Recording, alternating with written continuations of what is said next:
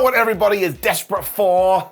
The next wrestling boom. Because you always get people going, well, when is wrestling going to take off again? They talk about Hulk Hogan, they talk about the Attitude Era, Stone Cold Steve Austin and The Rock. And actually, in retrospect, they do talk a lot about John Cena, which does make sense. He basically put in 20 years of good work, and nobody else I've mentioned had that kind of longevity. I think we're looking in the wrong direction, though. Stop looking over there and start looking over here, because the next big wrestling boom has already arrived. Why? Here's why.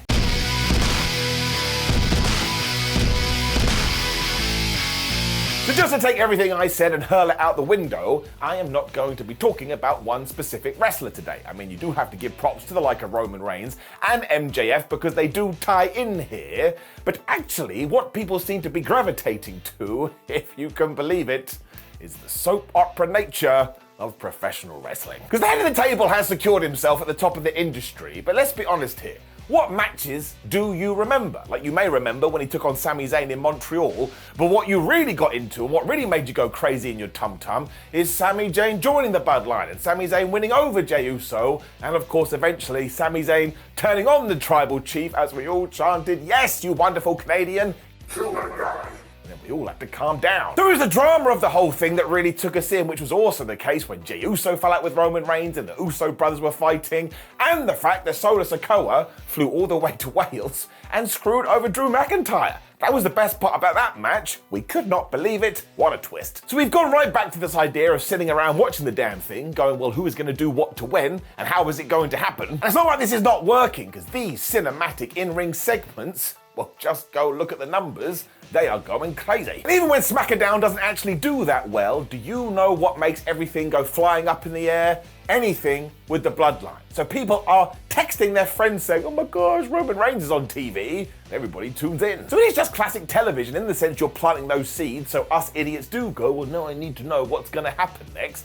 But it's not just WWE that's doing this. AEW is doing it too. Say hello to MJF and Adam Cole. Because the evidence is out there that when they did that massive rating on Collision recently, it was because these two were having that tag team match with FTR.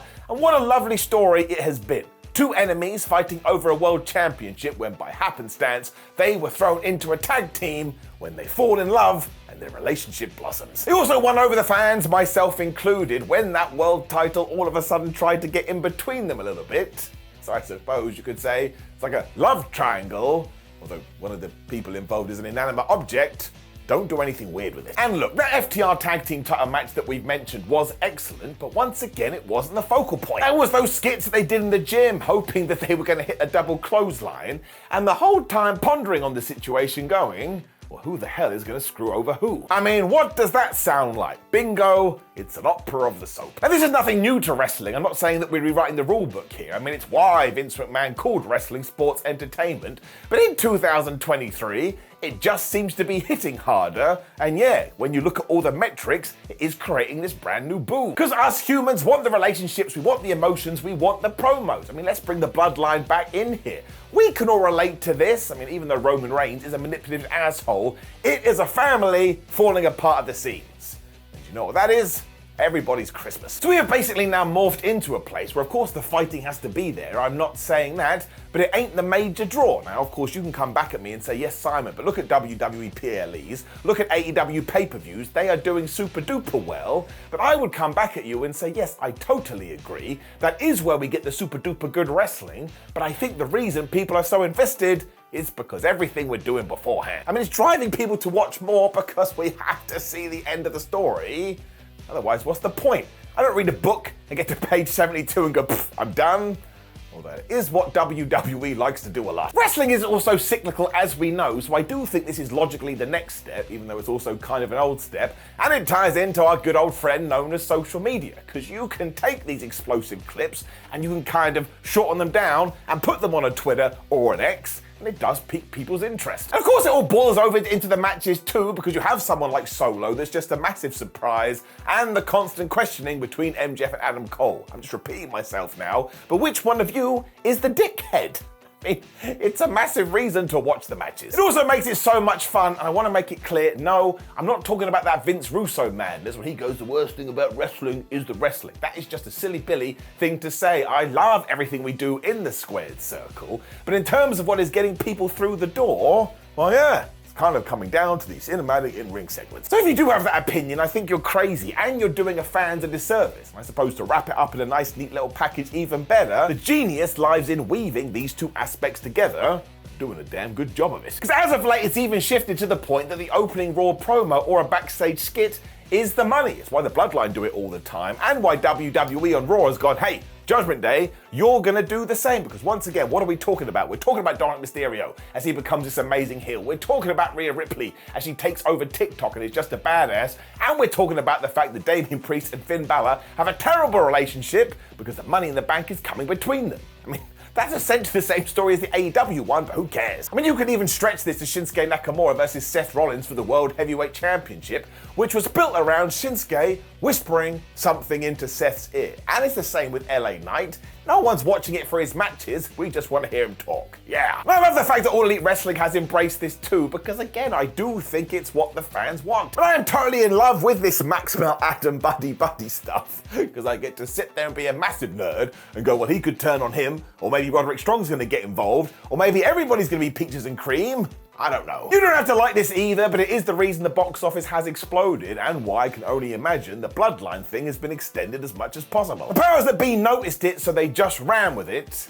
And never forget to give the proper credit to Sami Zayn. Like, everything with Roman Reigns beforehand was pretty good, but it was nothing compared to when he got involved. So I am really hoping that we do light a fire under the Judgment Day so they can take over from the Bloodline when that is done.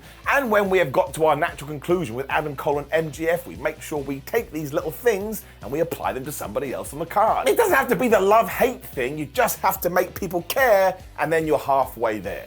And I'm sorry, I have two reasons why that's true. One, it rhymed, and two, it's definitely what Bon Jovi was singing about. I am certainly a huge fan of this, and really, if I want to get philosophical about it, as dumb as it sounds, it's almost just like where we are in life at the moment. This sounds silly, but we do live in a sensationalist world, so if you can buy into that, more power to you. I mean, the fact that it can all end with two people kicking the crap out of each other, well, as far as I'm concerned, that just makes it even better still. I mean, where else in life do you get to do that? And of course, all these storylines will come to an end, but then the real intrigue is seeing what these promotions do after the fact. I mean, it's clicked so well, why not give us all more of that? And failing it, if it doesn't work, just give me another Texas Chainsaw Deathmatch. It's been 24 hours since that thing did go down, as I am recording that video, and I cannot stop laughing about it. Mostly because Leatherface came out with a chainsaw, but decided, actually, I'm just gonna kick people instead. Goofy wrestling for life.